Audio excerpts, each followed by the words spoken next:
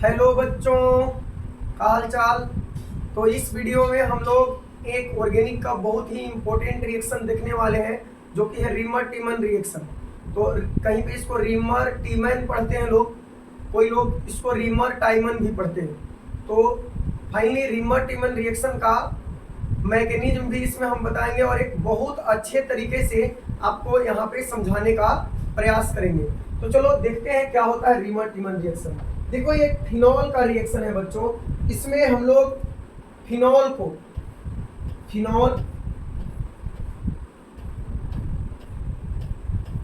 को रिएक्शन करवाते हैं सबसे पहले NaOH के साथ, यानी बेसिक मीडियम में NaOH सोडियम हाइड्रोक्साइड के साथ। फिर उसके बाद इसका रिएक्शन करवाते हैं क्लोरोफॉर्म के साथ, और फाइनली जब इसका एसिडिफिकेशन कराया जाता है HCl के साथ। यानी 3 रिएजेंट यहाँ पे होते हैं, सोडियम हाइड्रोक्साइड होता है, क्लोरोफॉर्म होता है और HCl होता है। जब इनके साथ फिनॉल का रिएक्शन कराया जाता है तो बच्चों हमें यहाँ पे मिलता है 2 हाइड्रोक्सी बेंजल्डिहाइड।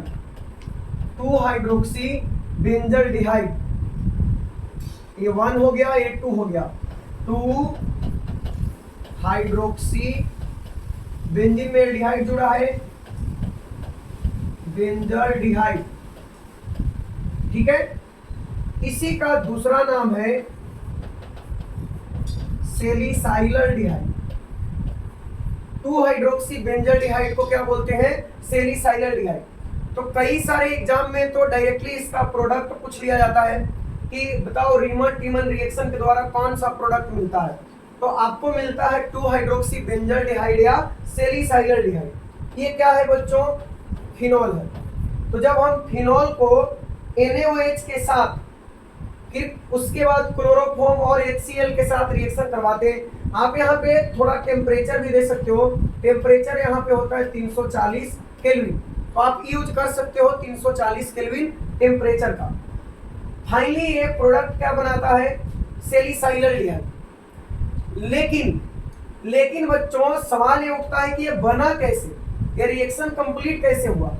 तो सबसे पहले इसका देखना पड़ेगा आपको मैकेनिज्म, इसका क्रिया विधि समझना पड़ेगा। और मैकेनिज्म बहुत इंपॉर्टेंट रोल निभाता है किसी चीज रिएक्शन को समझने में। एक्चुअल में ये एक इलेक्ट्रोफिलिक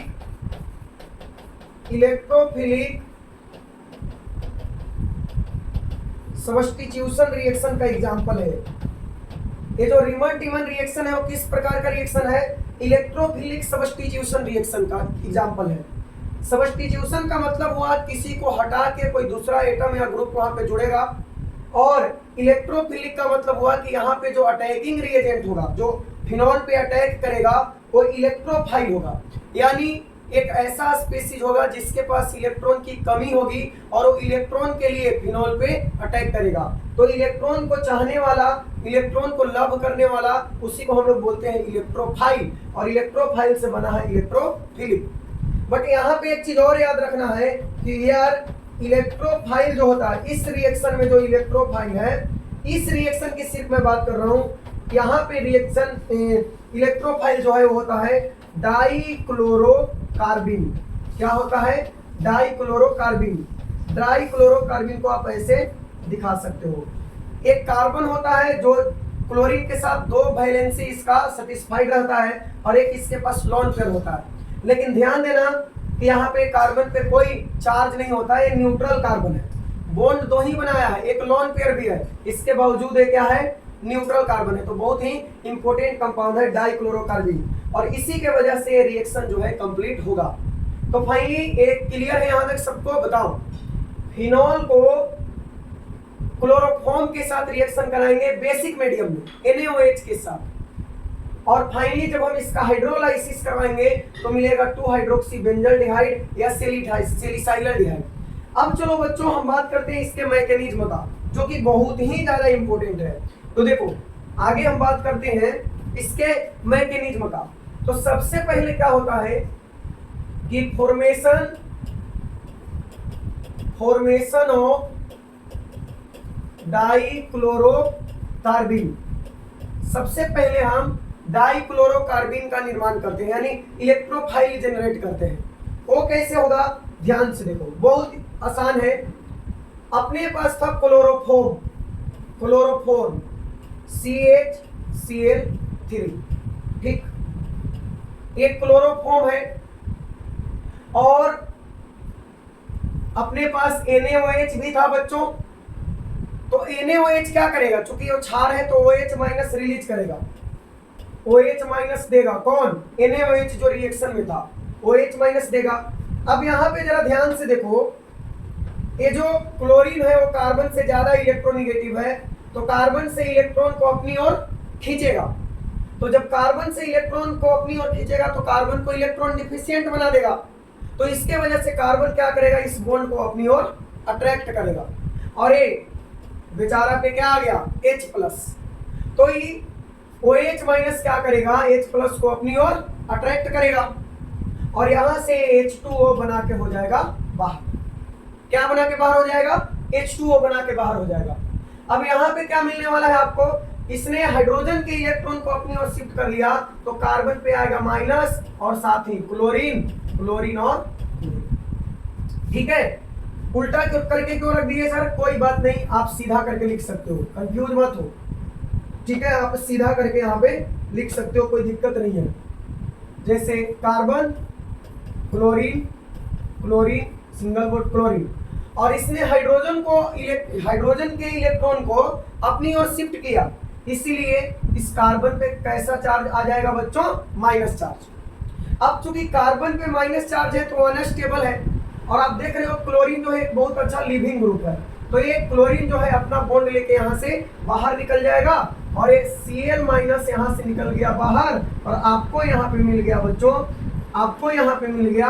तो क्लोरीन जो, अब यहाँ पे देखो इसने क्या करा था कि H के इलेक्ट्रॉन को अपनी ओर शिफ्ट किया, इसके वजह से यहाँ पे लॉन पेयर और माइनस चार्ज आएगा, लॉन पेयर और माइनस चार्ज। अब क्लोरीन क्या करेगा, यहाँ से अपने इलेक्ट्रॉन को लेकर बाहर हो जाएगा, तो क्लोरीन अपना इलेक्ट्रॉन लेके बाहर हो जाएगा। अब यहाँ पे माइनस चार्ज खत्म और ये बच जाएगा CCl2, कार्बन के पास क्लोरीन और क्या बच जाएगा, लॉन पेयर बच जाएगा, और इसी को हम बोलते हैं डाइक्लोरोकार्बिन। क्या बोलते हैं, डाइक्लोरोकार्बिन बोलते हैं। तो ये तो हो गया डाइक्लोरोकार्बिन का निर्माण। इलेक्ट्रोफाइल यही किसकी तरह काम करेगा, क्योंकि इसके पास देखो क्या इसका वैलेंसी सेटिस्फाइड है, ध्यान से सुनो, कार्बन क्लोरीन और एक लोन पेयर है, क्या इसका वैलेंसी सेटिस्फाइड है, नहीं।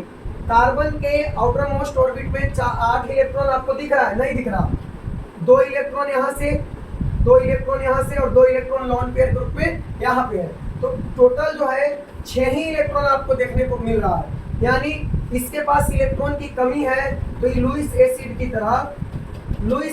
की तरह काम करेगा, मतलब एक इलेक्ट्रॉन पेयर एक्सेप्ट कर सकता है, और ये इलेक्ट्रोफाइल लुईस एसिड है तो इलेक्ट्रोफाइल की तरह भी काम करेगा, यानी जहां पे इसको इलेक्ट्रॉन दिखाई देगा वहां पे ये अटैक करेगा, ठीक है। तो डाइक्लोरोकार्बिन एक लुईस एसिड होता है, इलेक्ट्रोफाइल होता है। बॉन्ड कितना है, एक सिंगल बॉन्ड यहाँ, एक सिंगल बॉन्ड यहाँ, एक लॉन पेयर के कारण टोटल 3 सिग्मा बॉन्ड है, हाइब्रिडाइजेशन हो जाएगा इसका sp2, इस कार्बन का हाइब्रिडाइजेशन कितना हो जाएगा, sp2 हो जाएगा। तो ये तो यहाँ पे डाइक्लोरोकार्बिन का फॉर्मेशन हुआ। अब चलो देखते हैं रिएक्शन कैसे होता है। क्योंकि फिनॉल का रिएक्शन है तो अब यहाँ पे जंप मारेगा कौन, फिनॉल, ठीक है। फिनॉल का एंट्री हो गया भाई, फिनॉल का एंट्री हो गया। हम इसे सबसे पहले NaOH के साथ रिएक्शन कराएंगे। तो NaOH का क्या काम है, OH माइनस देना, तो फिर से ही क्या करेगा, OH माइनस यहाँ पे आएगा H प्लस और H2O बना के बाहर निकलेगा, और ये आपका बन गया फिनोक्साइड आयन। ये क्या बना लेगा, फिनोक्साइड आयन बना लेगा, फिनोक्साइड आयन, या फिनेट आयन भी इसको बोलते हैं। अब जरा ध्यान से देखो, आप यहाँ पे देख रहे हो डबल, सिंगल और निगेटिव चार्ज है, तो जब डबल, सिंगल और निगेटिव चार्ज रहता है बच्चों तो रिजोनेंस होता है, तो यहाँ पे जो इलेक्ट्रॉन है वो रिजोनेंस में पार्टिसिपेट करेगा और ये जाके यहाँ पे डबल बॉन्ड का फॉर्मेशन करेगा। तो जब ये डबल बॉन्ड बनाएगा तो ये डबल बॉन्ड यहाँ से ब्रेक करेगा और यहाँ पे जाके लॉन पेयर और माइनस चार्ज का निर्माण करेगा। तो आगे देखो क्या होने वाला है। अब यहाँ पे होगा क्या कि यहाँ पे तो डबल बॉन्ड बन गया कार्बन ऑक्सीजन के बीच में और यहाँ पे लॉन पेयर और माइनस चार्ज आ गया बॉन्ड के टूटने के कारण। अब देखो बच्चों, अभी हमने जो डाइक्लोरोकार्बन का फॉर्मेशन किया वो डाइक्लोरोकार्बन यहाँ पे पिक्चर में आएगा, ठीक है, डाइक्लोरोकार्बन। और चूंकि इसके पास इलेक्ट्रॉन की कमी है और पहले से लॉन पेयर भी है, ध्यान रहे पहले से इसके पास लॉन पेयर भी है बट नेगेटिव चार्ज नहीं है, न्यूट्रल है। तो होगा क्या, इसको इलेक्ट्रॉन की जरूरत है, इलेक्ट्रॉन की जरूरत है और इसके पास इलेक्ट्रॉन एक्स्ट्रा है तो इलेक्ट्रॉन इसको डोनेट करेगा। और जब उसको इलेक्ट्रॉन डोनेट करेगा तो अब देखो क्या होने वाला है। अब यहाँ पे यहाँ डबल बॉन्ड है और ये जाके कार्बन जो है जुड़ गया यहाँ पे। अब देखो कार्बन के पास डाइक्लोरोकार्बन में ऑलरेडी लॉन पेयर था और आपने और इसको इलेक्ट्रॉन दिया, तो जब आप और इसको इलेक्ट्रॉन दोगे और पहले से लॉन पेयर था तो इसके पास अब क्या आ जाएगा, निगेटिव चार्ज। अच्छा बताओ बेंजीन का मॉलिक्यूलर फार्मूला कितना होता है, C6H6, यानी जहां जहां कार्बन होता है वहां वहां हाइड्रोजन भी होता है, ठीक। अभी बॉन्ड कहां कहां बच रहा है, यहाँ बच रहा है और यहाँ बच रहा है। तो जहां जहां कार्बन होता है वहां वहां हाइड्रोजन होता है। तो यहाँ से तो हाइड्रोजन गायब हो गया OH के कारण, बट अन्य जगह पे तो हाइड्रोजन होगा। तो क्या यहाँ पे एक हाइड्रोजन नहीं होगा, जरा बताना तो, क्या यहाँ पे एक हाइड्रोजन नहीं होगा? बिल्कुल होगा, यहाँ पे हाइड्रोजन होगा। तो अब हालत ऐसा हो गया है यहाँ पे कि ये जो कंपाउंड है ये अनस्टेबल हो गया। क्यों अनस्टेबल हो गया? क्योंकि इसकी एरोमेटिसिटी जो है, बेंजीन रिंग का मुख्य गुण जो है एरोमेटिक कैरेक्टर, इसका एरोमेटिक कैरेक्टर यानी जो डबल सिंगल लगातार था वो ब्रेक हो गया है, इसके कारण ये अनस्टेबल हो गया है। तो इसकी एरोमेटिसिटी को बनाए रखने के लिए, यानी इन दोनों का बेंजीन रिंग और डाइक्लोरोकार्बन के प्यार को बनाए रखने के लिए ये अपना बलिदान देगा। H जो है अपना आहुति देगा, बलिदान देगा इन दोनों के प्यार को बनाए रखने के लिए, ठीक है। अब क्या होगा कि देखो यहाँ से जो इलेक्ट्रॉन मिला ये जाके यहाँ पे फिर से डबल बॉन्ड बना लेगा। अब यहाँ जैसी डबल बॉन्ड बना ऑक्सीजन अपना इलेक्ट्रॉन वापस खींच लेगा। तो देखो क्या होने वाला है आगे जो है बच्चों, यहाँ पे नई कहानी, ऑक्सीजन का फिर से यहाँ पे अपना इलेक्ट्रॉन वापस मिल गया, बहुत बढ़िया, ऑक्सीजन का इलेक्ट्रॉन वापस मिल गया और ए जाके यहाँ पे क्या करा, डबल बॉन्ड का निर्माण कर लिया। और यहाँ से अब आगे क्या होगा, H+ शिफ्ट होगा। क्या होगा, ये आपके पास यहाँ पे H+ शिफ्ट होगा, H+ आयन शिफ्ट होगा। मतलब यहाँ जो H+ आयन था वे किसके पास आएगा, यहाँ पे माइनस दिख रहा है ना कार्बन के पास, तो कार्बन के पास चला आएगा और ये बना लेगा CHCl2। क्या बना लेगा, CHCl2 बना लेगा। अब अंत में क्या करना है, देखो अब इसको क्या करना है कि अपने पास NaOH है तो फिर से इसे NaOH के 2 मॉलिक्यूल के साथ रिएक्शन करवाना। किसके साथ, NaOH के 2 मॉलिक्यूल के साथ रिएक्शन करवाएंगे। तो आपको पता है क्लोरीन तो बहुत अच्छा लिविंग ग्रुप है और क्लोरीन बहुत अच्छा लिविंग ग्रुप है, तो क्लोरीन यहाँ सोडियम के साथ क्या होगा, 2 NaCl बना के बाहर हो जाएगा, 2 सोडियम और 2 क्लोरीन, 2 NaCl बना के बाहर हो जाएगा। और लास्ट में यहाँ पे अब क्या होने वाला है, ध्यान से जरा देखो, ध्यान से देखो, हम लोग प्रोडक्ट के बहुत करीब है। यहाँ पे ऑक्सीजन पे माइनस है, ठीक, बहुत बढ़िया। और यहाँ पे OH माइनस यहाँ से निकला, NaCl के जाने से 2 OH माइनस निकला, जो अब कहाँ पे जाएगा, जो अब कहाँ पे जाएगा, CH पहले से था और 2 OH माइनस जाके यहाँ पे अटैक करेगा, 2 OH माइनस यहाँ पे जाके अटैक करेगा। अब आपको पता है बच्चों कि एक कार्बन पे कभी भी 2 OH आयन जो है स्टेबल नहीं होते, वो वाटर मॉलिक्यूल को रिलीज करते हैं। एक कार्बन पे कभी भी 2 OH मॉलिक्यूल या एक से ज्यादा OH मॉलिक्यूल नहीं रह सकते। वो क्या करते हैं, वो H2O बना के बाहर आ जाते हैं, तो इनका पानी बाहर निकल आता है और एक H2O बना के हो गया बाहर। तो जब H2O बना के बाहर हो गया तो अब देखो यहाँ पे क्या मिल गया आपको, यहां पे आपको मिल जाएगा ऑक्सीजन पे माइनस है, उसके बाद यहाँ पे एरोमेटिसिटी बना बरकरार है इसका, और ये अब बन गया, देखो क्या होने वाला है कि H प्लस के रूप में जाएगा, ऑक्सीजन पे क्या आएगा, माइनस आएगा। जरा ध्यान से चेक करना, H प्लस के रूप में जाएगा तो ऑक्सीजन पे माइनस आएगा, और ये OH माइनस के रूप में जाएगा तो कार्बन पे प्लस आएगा। तो ये माइनस और प्लस कार्बन और ऑक्सीजन के बीच में डबल बॉन्ड का निर्माण कर लेगा। ऑक्सीजन पे माइनस और कार्बन ऑक्सीजन के बीच में देखो पहले से एक सिंगल बॉन्ड है, और ये माइनस आया और कार्बन पे plus, minus plus double bond, एक बॉन्ड पहले से एक बॉन्ड और बनेगा, ये बन गया C डबल बॉन्ड O, और साथ में एक यहाँ पे आपको हाइड्रोजन दिख रहा है H, हो गया H।